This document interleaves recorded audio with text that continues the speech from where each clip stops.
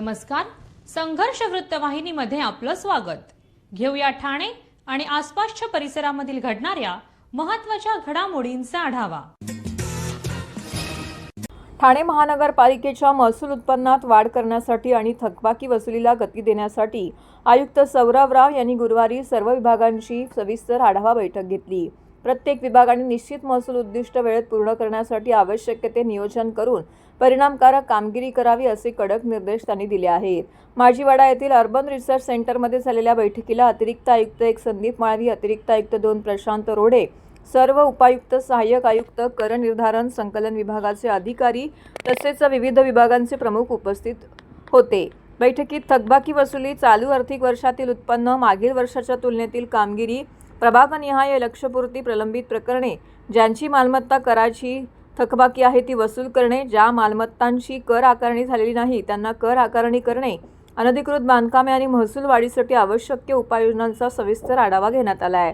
प्रत्येक प्रभागासाठी निश्चित करण्यात आलेल्या महसूल वसुलीच्या उद्दिष्टांची काटेकोर अंमलबजावणी करण्याचे निर्देश दिलेत. प्रभागनिहाय विशेष कृती आराखडा तयार करून त्यांचा नियमित आढावा घेण्यासह थकबाकीदारांकडून वसुलीवरती विशेष भर देण्यात त्यांनी सांगितलं आहे. ठाणे महानगरपालिकेच्या अर्थसंकल्पात प्रत्येक विभागाला देण्यात आलेल्या महसूल उत्पन्नाच्या उद्दिष्टांची प्रभावी अंमलबजावणी करत असताना विभागांना येत असलेल्या अडचणी, समस्या जाणून घेत असतानाच आवश्यक उपाययोजना राबवण्याचे आदेशही आयुक्तांनी संबंधितांना दिले आहेत. दादा, दात घासताय ना, मग पाणी का वाया घालवताय? ताई, भांडी घासा नाहीतर फोन पहा, पण नळ का चालू ठेवलाय? अंघोळ झाली ना करून, मग शॉवर चालूच. कपडे धुताय पण पाणी वाया जातंय, त्याचं काय? गाडी अशी धुताय आणि उद्या पाणी कायमचं संपलं तर? पाण्यासाठी किती जणांची वणवण होते. कित्येक कुटुंबांना तर पाणी मिळतही नाहीये. पाणी बोलत नाही, पण आपण त्याची किंमत जाणली पाहिजे. पाण्याचा अपव्यय टाळा, परिस्थिती भीषण होऊ शकते. प्रत्येक थेंब जपा, पाणी वाचवा. पाणी ही निसर्गाची देणगी आहे. पाणी निर्माण करता येत नाही. पाण्याची बचत हीच पाण्याची निर्मिती. ठाणे महानगरपालिकेतर्फे जनहितार्थ जारी. ठाणे महानगरपालिकेतील कंत्राटी कामगारांच्या विविध प्रलंबित मागण्यांसाठी श्रमिक जनता संघाच्या वतीने 31 जुलै रोजी सकाळी 11 ते सायंकाळी 6 वाजेपर्यंत ठाणे महानगरपालिका कार्यालयासमोर धरणे आंदोलन करण्यात आले. विविध मागण्यांकरिता हे धरणे आंदोलन करण्यात आले. खरं तर कामगारांच्या न्याय हक्काकरिता नेहमीच श्रमिक जनता संघ यामध्ये सक्रिय असलेलं पाहायला मिळतं. त्याच अनुषंगाने कामगारांच्या प्रलंबित मागण्या लक्षात घेता समान काम समान वेतन या अनुषंगाने श्रमिक जनता संघाने या ठिकाणी हे आंदोलनाची हाक दिली होती. समान काम समान वेतन लागू करावे, वयोमानानुसार सेवा समाप्त किंवा मृत झालेल्या कंत्राटी कामगारांच्या वारसांना उपदानची रक्कम तात्काळ अदा करावी, शाळा साफसफाई करणाऱ्या कामगारांना बँक हॉलिडे व सणांच्या सुट्ट्यांमुळे पगार कपात होत आहे, त्यामुळे किमान दरमहा 26 दिवसांचे काम वेतन द्यावे, कंत्राटी कामगारांना कुटुंबासह वैद्यकीय उपचारासाठी मेडिक्लेम सुविधा लागू करावी, प्रशासनाने वेळोवेळी दिलेल्या आश्वासनांची पूर्तता करावी, कंत्राटी सफाई कामगारांची लाड पागे कमिटीच्या शिफारशीने तातडीने लागू कराव्यात. या आंदोलनामध्ये श्रमिक जनता संघाने एकजुटीत हक्क मिळावा, एकतेतून बदल घडावा अशी साथ दिली आहे. तसेच आमचा संघर्ष न्याय मिळेपर्यंत सुरूच राहील, चला एकत्र येऊया, हक्क मिळवूया असं आवाहन देखील केलं आहे. एकजूट आमची, विजय आमचा या घोषणेसह हजारो कंत्राटी कामगार आंदोलनामध्ये सहभागी होणार असल्याचे संघटनेच्या वतीने जगदीश खेरालिया आणि इतर पदाधिकाऱ्यांनी प्रसारमाध्यमांशी बोलताना सांगितले.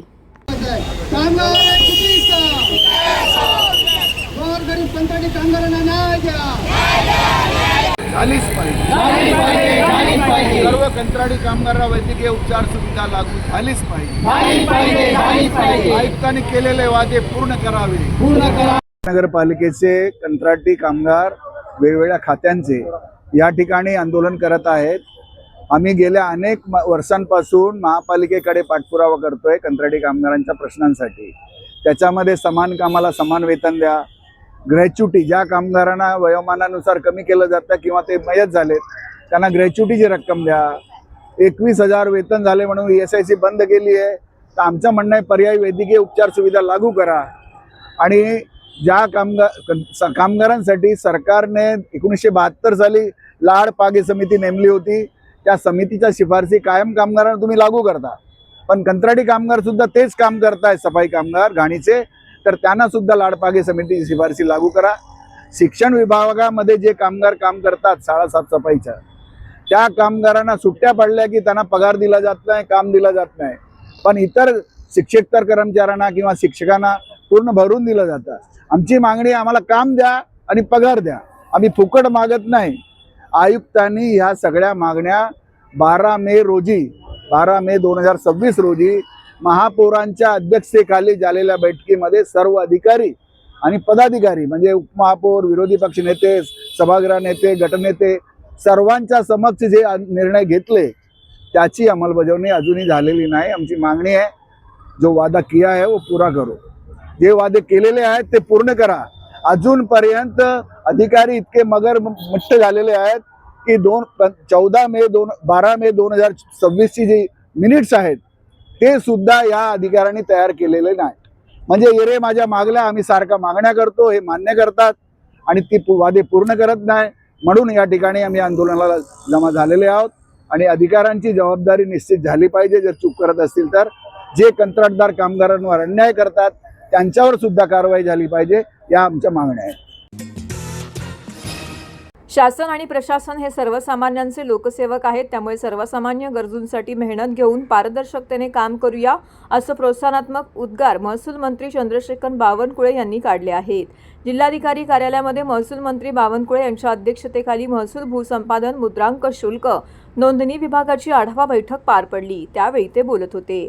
यावेळी आमदार किसन कथोरे, निरंजन डावखरे, माधवी नाईक, विक्रांत पाटील, कुमार आयलानी, जितेंद्र आव्हाड, विभागीय आयुक्त रुबल अगरवाल, जिल्हाधिकारी डॉक्टर श्रीकृष्ण पांचाळ, अप्पर जिल्हाधिकारी हरिश्चंद्र पाटील, निवासी उपजिल्हाधिकारी डॉक्टर संदीप माने, जिल्हा अधीक्षक भूमी अभिलेख नितीन पाटील यांच्यासह जिल्ह्यातील सर्व उपजिल्हाधिकारी, प्रांताधिकारी, तहसीलदार, मुद्रांक अधीक्षक उपस्थित होते।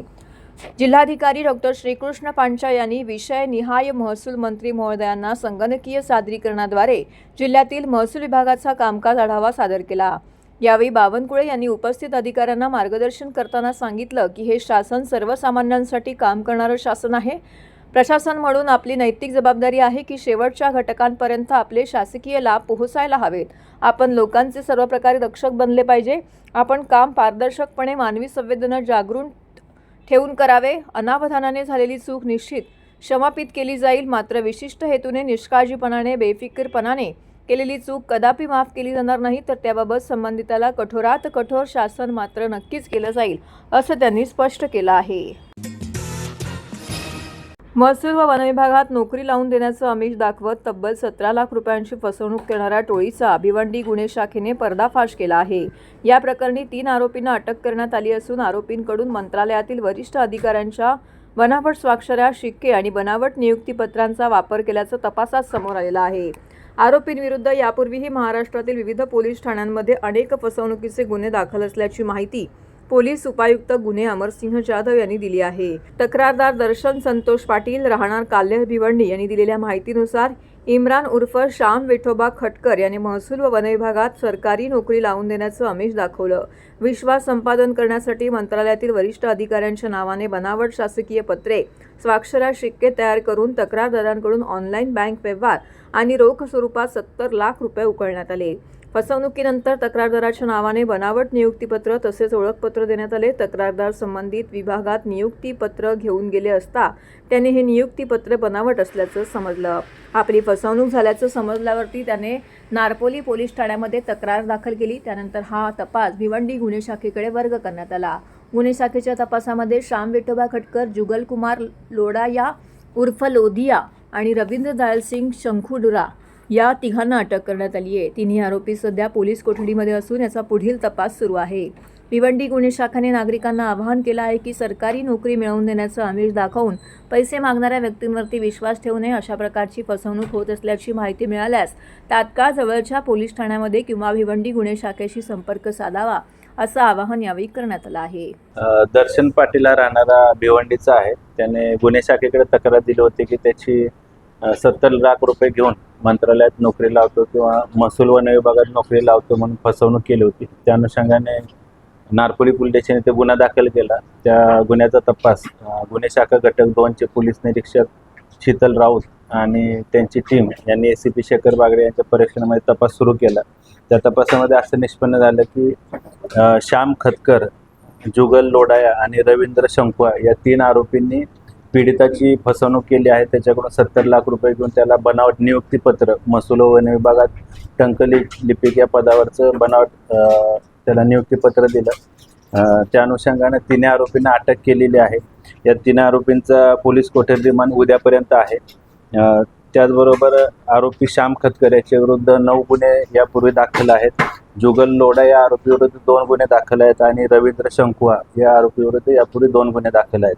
2023ला जुगल लोडा याच्या विरुद्ध वर्तकनगरला एका पीडितेने याच पद्धतीनं त्याची फसवणूक केल्याप्रकरणी त्यानं आत्महत्या केली होती पीडितानं. त्या अनुषंगानं आत्महत्येस प्रवृत्त केल्याप्रकरणी गुन्हा दाखल आहे. त्याच्यामध्ये लोडा या आरोपीला अटक करण्यात आलेली होती. या गुन्ह्याच्या तपासामध्ये अद्यापर्यंत मुद्देमाल जप्त केलेले आहेत. बनावट लेटर पॅड आहेत, रबर स्टॅम्प आहेत, त्याचबरोबर आयडेंटिटी कार्ड आहेत आणि नियुक्तीपत्र देखील आहेत बनावट.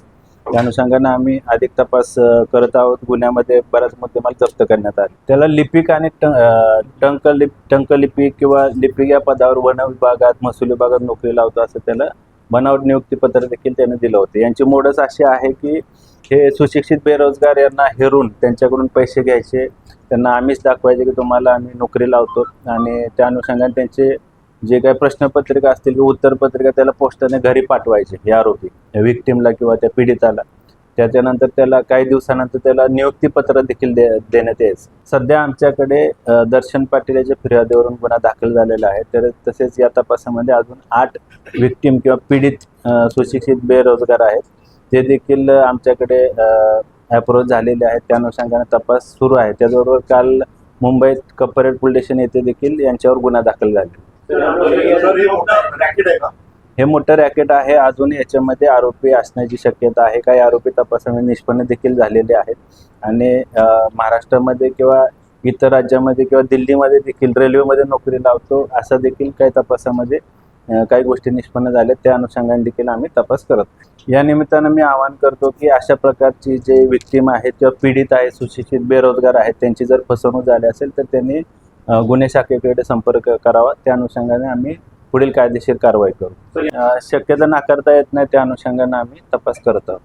बरोबर आहे. ज्या ठिकाणी त्यांनी बनावट नियुक्तीपत्र असतील, आय कार्ड असतील किंवा जे रबर स्टॅम्प ज्या ठिकाणी बनवलेले आहेत त्या बनवणाऱ्यांचा किंवा ते उत्पादन करणाऱ्यांचा काही या गुन्ह्यामध्ये सहभाग आहे का, त्या अनुषंगाने देखील आमचा तपास सुरू आहे. फिर्यादीने रक्कम ही काही प्रमाणामध्ये ऑनलाईन दिलेली आहे आणि काही रोख स्वरूपात देखील दिलेली. नियुक्तीपत्र दिल्यानंतर फिर्यादी ज्यावेळी मंत्रालयात किंवा संबंधित विभागामध्ये त्यानं अप्रोच केलं किंवा तिथं संपर्क केला असता त्याला त्यावेळी लक्षात आलं की अशा कोणत्या प्रकारची नियुक्ती झालेली नाही किंवा जे त्याला नियुक्तीपत्र दिलेलं आहे ते बनावट दिलं गेलं तर त्याला लक्षात आल्यानंतर त्यानं आमच्याकडे तक्रार दिली. आरोपींचं बॅकग्राऊंड असं आहे की यांच्यावर पूर्वी याच प्रकारचे नोकरी लावते अनुषंगानं काही गुन्हे दाखल आहेत. जसे श्याम खतकरवर 9 गुन्हे दाखल आहेत. इतर दोन्ही आरोपींवर 2-2 गुन्हे दाखल. शिक्षण त्यांचा तपास सुरू आहे. त्यांच्याकडे देखील काही त्यांचे शिक्षणाच्या अनुषंगाने बनावट प्रमाणपत्र देखील आहे.